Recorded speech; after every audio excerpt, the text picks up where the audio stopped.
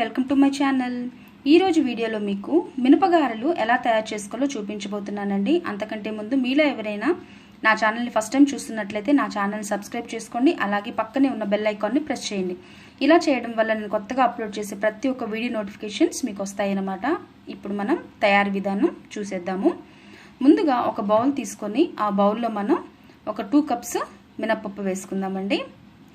So ఇప్పుడు ఈ మినపగారెలు నేను చెప్పబోతుంది మీకు చూపించబోతున్న వీడియోలో చాలా టేస్టీగా ఉంటాయండి. హోటల్లో ఎలాగుంటాయో అదే విధంగా ఉంటాయి.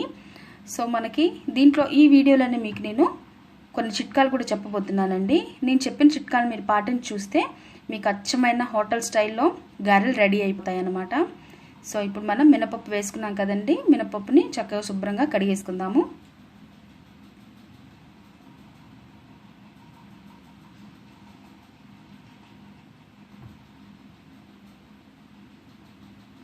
మినపప్పు కడిగేసిన తర్వాత ఇలాగా వాటర్ వేసుకొని మనం ఒక 4 అవర్స్ నానబెట్టుకోవాలి.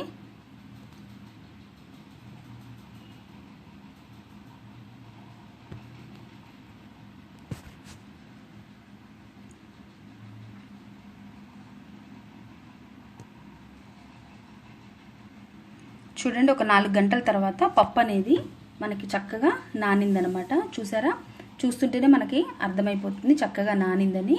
సో ఇప్పుడు మనం ఆ వాటర్ని పారపోసేసి చక్కగా ఫ్రెష్ వాటర్ వేసుకొని ఇప్పుడు మనం మిక్సీ పట్టుకుందాము.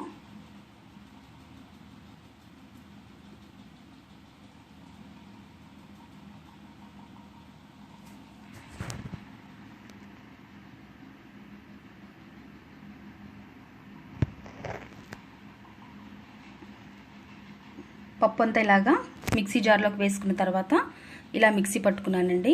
చూడండి, ఇక్కడ మరీ స్మూత్గా కాకుండా అలాగని మరీ బరకగా కాకుండా ఈ విధంగా ఇక్కడ చూపిస్తున్న విధంగా పట్టుకోవాలండి. మనకి గారి చుట్టడానికి ఉండ అనేది వస్తుందా లేదా అనేది చూసుకోవాల్సి ఉంటుంది. సో ఇప్పుడు మనం పిండిని మొత్తం ఇలాగా ఒక బౌల్లోకి తీసేసుకున్నాను. సో మనకి గ్రైండర్ అనేది అవసరం లేకుండానే మిక్సీలో కూడా చక్కగా గారెలు తయారు చేసుకోవచ్చు అండి. చూడండి, పిండి అనేది చక్కగా ఫ్లఫీగా ఉంది. సో ఇప్పుడు మనం దీంట్లో రుచికి సరిపడా సాల్ట్, దీంట్లో చిట్కా ఏంటంటే అండి, ఈ మనం గారెలు తయారు చేసుకునే ముందు ఈ ఇడ్లీ రవ్వ అనేది వేసుకోవాలన్నమాట. ఈ ఇడ్లీ రవ్వ వేసుకోవడం వల్ల ఏమవుతుందంటే చాలా క్రంచీగా క్రిస్పీగా చాలా బాగుంటాయి. సో దీంట్లో నేను ఒక 5 టేబుల్ స్పూన్ ఇడ్లీ రవ్వ వేసుకున్నాను. మీరు తప్పకుండా ఒకసారి ట్రై చేసి చూడండి, చాలా చాలా టేస్టీగా ఉంటాయన్నమాట. అలాగే ఆయిల్ కూడా లాగకుండా ఉంటుంది.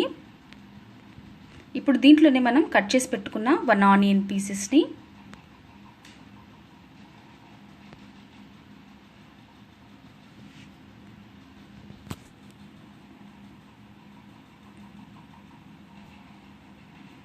వన్ టేబుల్ స్పూన్ జీలకర్ర కూడా వేసుకుందామండి.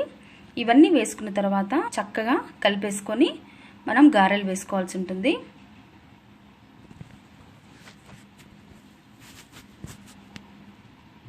ఇలా బాగా కలుపుకోవాలండి, అన్నీ కలిసే విధంగా.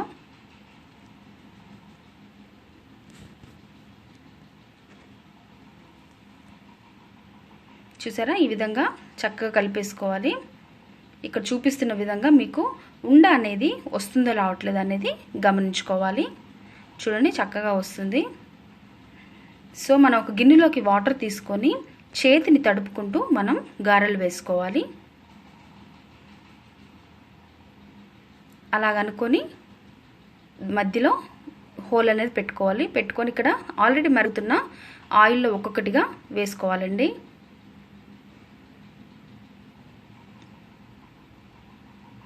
మీరు ప్రతిసారి తప్పకుండా చేతిని వాటర్లో తడి చేసుకుంటూ ఉండాలండి. అలా చేసుకోవడం వల్ల ఏమవుతుందంటే మనకి పిండి అనేది చేతికి అంటుకోకుండా ఆయిల్లో వేయడానికి ఈజీగా ఉంటుంది.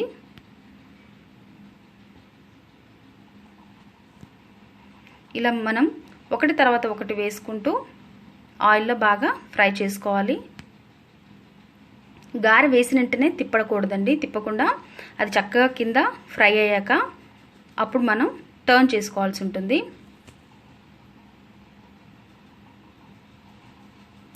చూసారండి, ఇలాగ మనం ఆయిల్లో ఫ్రై చేసుకోవాలి.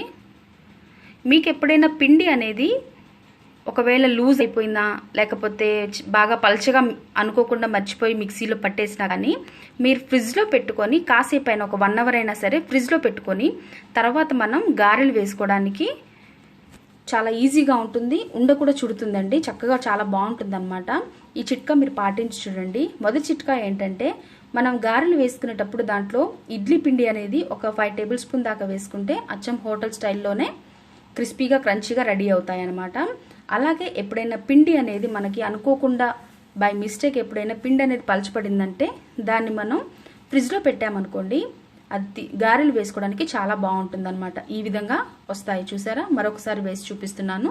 ఈ విధంగా మీరు ఖచ్చితంగా చేస్తే మీకు గారెలు అనేది చాలా టేస్టీగా అలాగే ఫ్లఫీగా చాలా బాగుంటాయండి. మీరు తప్పకుండా ట్రై చేసి చూడండి. మనం ఇలాగా గోల్డెన్ కలర్ వచ్చేంత వరకు ఫ్రై చేసుకోవాలి. అంతేనండి, సో ఈజీ. మనకి గారెలు రెడీ అయిపోయినట్టే. మనం ఇంకో వైపు టర్న్ చేసుకుందాము.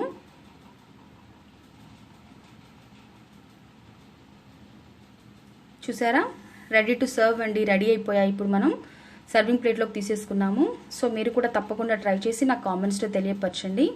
Please subscribe my channel, like and share అండి. Thank you so much. Thanks for watching. Bye.